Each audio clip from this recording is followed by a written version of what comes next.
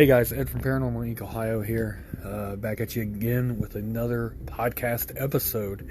Tonight's episode is going to be part 2 of the Ouija board and my experience.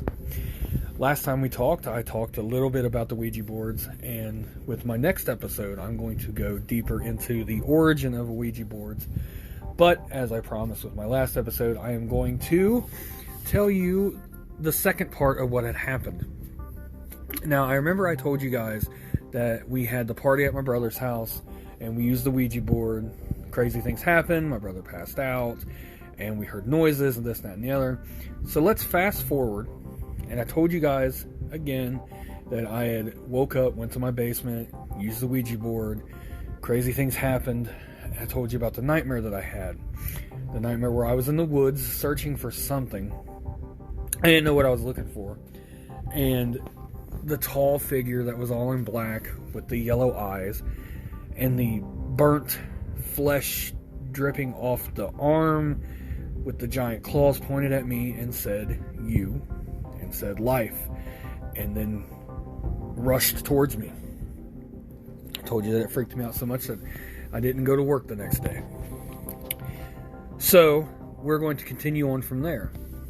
Now, for many years, I had that same nightmare, but in different variations. The woods would be different. It would either be autumn time, or it would be winter time, or it would be summer. But the outcome was still the same. The dark figure would see me, point at me, say, "You," "Life," and rush towards me. And I had a pretty long string of bad luck after that. And it was just like it was following me everywhere that I went.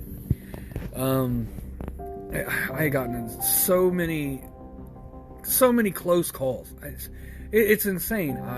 I was hit by a train. I survived. I was crushed by an industrial robot in a factory that made car parts. I survived. Let's see. My health just went downhill. My diabetes got worse and worse and worse.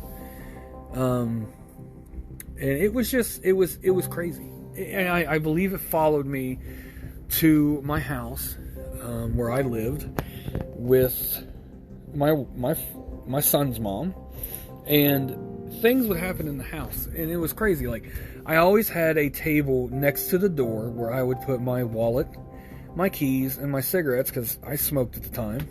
And I would always leave them there. That way I knew when I got up in the morning to go to work that I could just grab them and walk out the door. The craziest places I would find this stuff. One day I found the wallet in the microwave. My cigarettes was in the refrigerator, and my keys was behind the toilet in the bathroom. Now, you could chalk this up to, you could say, oh, it was just his son's mom doing this. No. I never told her this story about anything like that had happened to me. So it was just wild, and they would be in random places every day. I always knew when I came home from work and I sat that stuff down that it wasn't going to be there in the morning. I just knew. So it was never there. And I remember in this house we lived, we were ripping the carpet up, and because the previous owners decided to work on motorcycles and let their dogs just pee and poop everywhere and not clean it up, so we're like, you know what, we're going to start out fresh, we're going to rip the carpet up, see what the hardwood looks like, maybe sand it down, refinish it, or just get new carpet. Now you got to imagine the smell from this carpet, and we're ripping the carpet up, and all of a sudden it goes from smelling like straight piss and poop and just horrible to flowers, roses. It was a very, very, very good smell of roses throughout the house. Now, we had all the windows shut. We didn't have any air fresheners going. I mean, we sprayed air freshener, but it was just the linen scent. And it was just like fresh roses. And I remember in this house, some of the craziest stuff would happen. Cabinets would open and shut. Like I said, things would come up missing in different places. But the weirdest thing that happened in this house was one night we had went to bed, and it was in a bad side of town. I mean, where my first house was, it was on a very, very bad side of town. And I just felt uneasy. I was laying in bed, and I'm laying there, and I feel like, man, I just feel like I forgot something. And all of a sudden, a light turned on downstairs. So I'm thinking, crap, somebody's in the house. So I get up and I go down there. Nobody's in the house, but here's the thing. There was a ceiling fan in our dining room, and it had the 4 lights on it. But only one of the lights were lit up, and it was the one pointing right at the front door. And I had noticed that I didn't lock any of the locks on the door.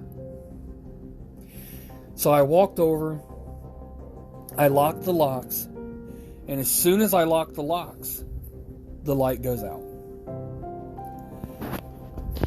I didn't know even how to attempt to explain that. I went upstairs, and I had told my son's mother what had happened, and she said, "Oh, that's just crazy, that didn't happen." I was like, well, I just watched it happen. So, and then the following night,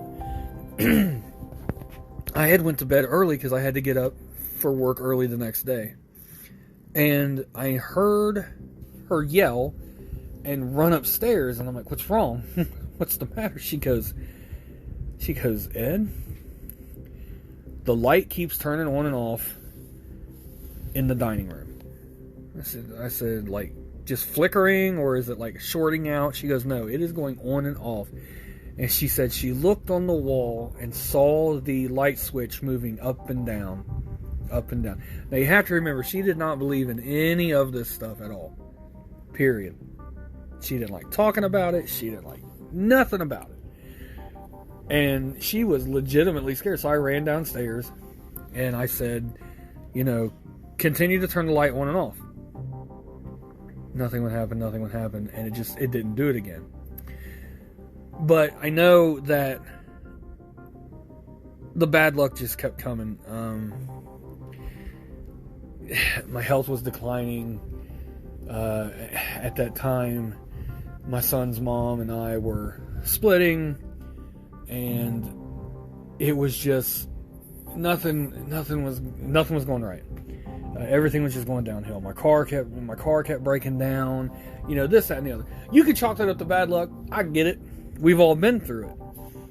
But the more and more I dove into the paranormal, and I know about this experience with this Ouija board, that it couldn't be a coincidence, because I had done a lot of research, and it says that if something comes out of that and it sticks to you, then bad things can happen. This, that, and the other. So I was very hesitant, and I just, I didn't know what to do.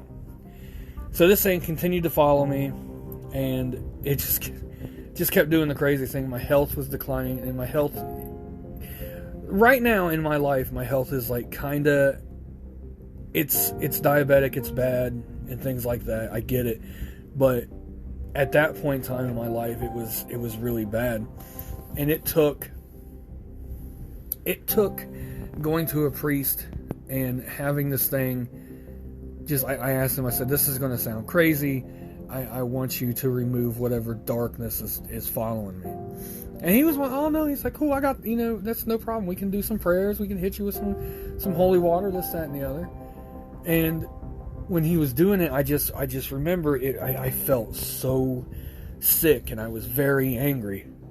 And I almost stopped it like 2 or 3 times. He said, no, we got to continue on. So he did, and I'm glad he did, because once he was all finished, it just felt like a weight had lifted off of me. And of course, there's a lot more stuff that I'm not telling you guys about it. Like some of the bad things that happened, I just don't think it needs to be said on here. You just got to understand when I tell you it was bad stuff. And that's why I'm so adamant about not using Ouija boards, witch boards, spirit boards, whatever you want to call them. They're no good. They are a doorway into something evil. 10 times out of 10, something bad is going to come out of that. You think you're talking to a loved one. You're not. It is fake. It's really something horrible pretending to be your loved one. And it will attach itself to you, and just, bad things can happen from it. But that is my whole entire story of the Ouija board, my experience with it, and why I think nobody should ever touch them. So, I hope you guys enjoyed. Remember, next podcast, I'm going to dive into the origins of Ouija boards and what they do and how they work. So, if you guys want to check that out, I hope you guys do. You come back next week. Always remember, you can go to ParanormalIncOhio.com. You can check us out on Facebook, Paranormal Inc. Ohio, on the group page as well as the business page. We go live every Friday night at 10 p.m.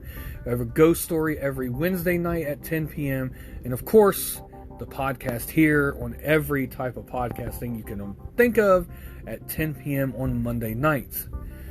So, I love each and every one of you, and I'm glad you all came, and I hope you guys enjoyed this episode, and I hope you have a great night. Thank you.